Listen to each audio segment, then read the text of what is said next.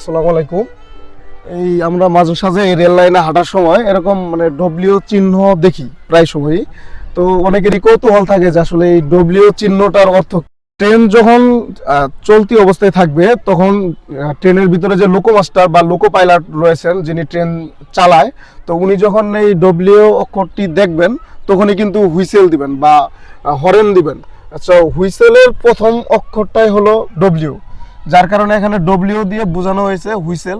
তার মানে এখানে অবশ্যই বাধ্যতামূলক হুইসেল দিতে হবে, কারণ এই ডব্লিউর আশেপাশে বা কিছু দূর দূরে হয়তো বা কোনো গেটম্যান বা কোনো রাস্তা পারাপারের জায়গা রয়েছে বা কোনো বিপজ্জনক জায়গা রয়েছে যেখানে হুইসেল দেওয়া প্রয়োজন বা কোনো মানুষের সমাগম হতে পারে।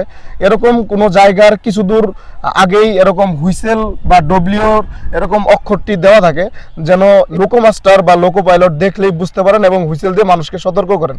আর এমনিতে রেল লাইনে আমরা যারা বিকালে হাঁটাহাঁটি করে অভ্যাস, তারা একটু চোখ কান নাক খুলে অবশ্যই হাঁটাহাঁটি করা উচিত। কারণ আর রেল লাইনের সাইডে যদি এরকম জায়গা থাকে তো এই জায়গাগুলোতে হাঁটাহাঁটির চেষ্টা করবেন, রেল লাইনে না। রেল লাইনে সবসময় কিন্তু 144 ধারা জারি থাকে, সো বি কেয়ারফুল।